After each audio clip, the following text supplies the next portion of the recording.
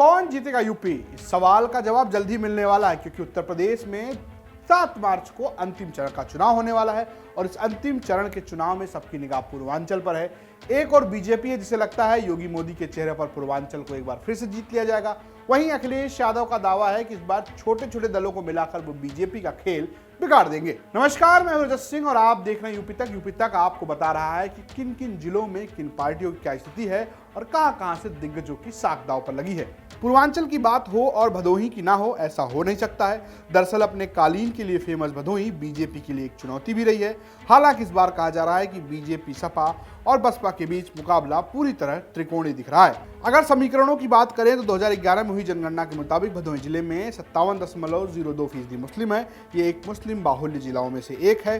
अगर विधानसभा के हिसाब से बात करें तो ज्ञानपुर में एक अनुमान के मुताबिक ब्राह्मणों की संख्या 65,000, बिंद निषाद 70,000, यादव 36,000, जाटव 52,000 और मुस्लिम करीब 25,000 है। अगर भदोही विधानसभा की बात करें तो अनुमान के मुताबिक ब्राह्मण 80,000, मुस्लिम 63,000, यादव 40,000, जाटव 58,000 और पासी 20,000 बताए जाते हैं। वहीं औराई सुरक्षित की बात करें तो ब्राह्मण 63,000, यादव 35,000, जाटव 50,000, पासी 22,000 और मुस्लिम 47,000 के करीब बताए जाते हैं। देखिए, आंकड़ों का अपना गणित है, लेकिन जो चुनाव है वो जमीन पर लड़े जाते हैं। क्या है जमीनी समीकरण, ये समझने के लिए हमारे सहयोगी ने बात की वरिष्ठ पत्रकार संजय श्रीवास्तव से। देखिए, पिछले चुनाव को अगर हम देखें तो भदोही में सपा और भाजपा में बहुत ही नज़दीकी मामला था। लगभग 1000 वोटों की जीत अंतर से भाजपा जीती थी। तो ऐसे में इस बार भी लड़ाई बहुत ही कठिन है और दोनों पार्टियां बहुत ही, किसी का एंटी की इनकम्बेंसी से वोट कम हो रहा है तो किसी का अपने लोगों के विद्रोह के कारण वोट कम हो रहा है। तो दोनों स्थितियों में बैलेंसिंग कौन जाएगा, ये देखने वाली बात होगी।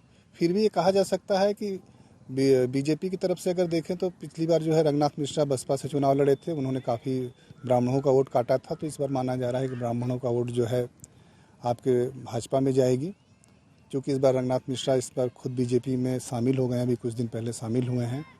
और आर.के. पटेल चुनाव लड़े थे, जो बीजेपी के से विद्रोह करके उन्होंने चुनाव लड़ा था, निर्दलीय है।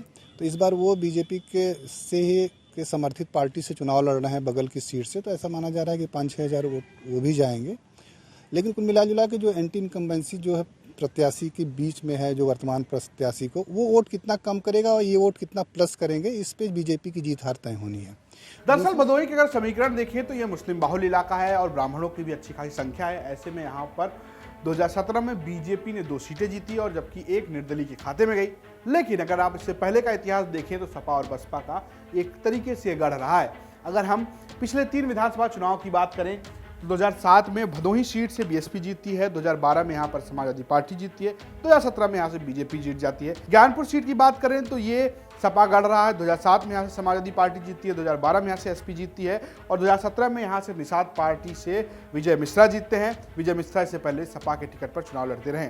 वहीं अगर औराई की बात करें तो यहाँ से बीएसपी 2007 में जीतती है, 2012 में समाजवादी पार्टी जीतती है और 2017 में बीजेपी से जीत जाती है। इलाके के एक और सीनियर जर्नलिस्ट है हरीश सिंह। उनका कहना है कि इस बार भदोही वो बीजेपी के लिए इतना आसान नहीं होने वाला है। कई सीटों पर मुकाबला त्रिकोणी है, तो कुछ सीटों पर सपा और बीजेपी आमने सामने कांटे की टक्कर दे रहे हैं। देखिए, भदोही जिले में 3 विधानसभा सीटें हैं, जिसमें औराई, भदोही और ज्ञानपुर है। अगर ज्ञानपुर की बात करें तो विजय मिश्रा के चुनाव मैदान में कूदने से स्थिति त्रिकोणीय लड़ाई की हो गई है। वहाँ पे मुकाबला सपा के बीच, विजय मिश्रा के बीच और निषाद पार्टी से लड़ रहे विपुल दुबे के बीच है। और अभी तक जिस हिसाब से लोग चर्चा कर रहे हैं उस हिसाब से लग रहा है कि 20 विजय मिश्रा ही अभी पड़ रहे हैं।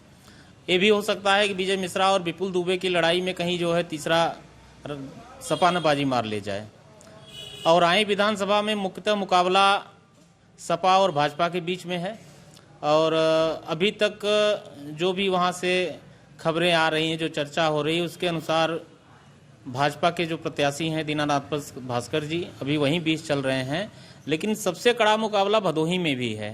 भदोही में वर्तमान विधायक रविंद्रनाथ त्रिपाठी जो भाजपा से लड़ रहे हैं और पूर्व में समाजवादी पार्टी से विधायक रहे जाहिद बेग मैदान में हैं।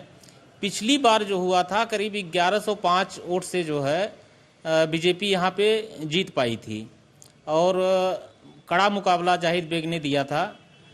इस बार भी मुकाबला वही है काफ़ी हद तक।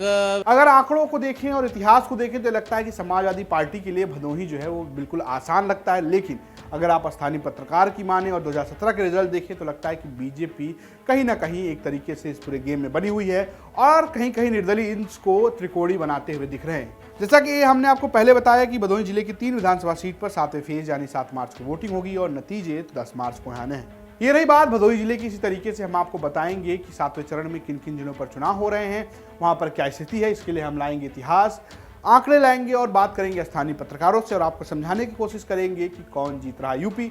अगर आप ये जानना चाहते हैं कि कौन जीत रहा है यूपी तो देखते रहिए यूपी तक। नमस्कार।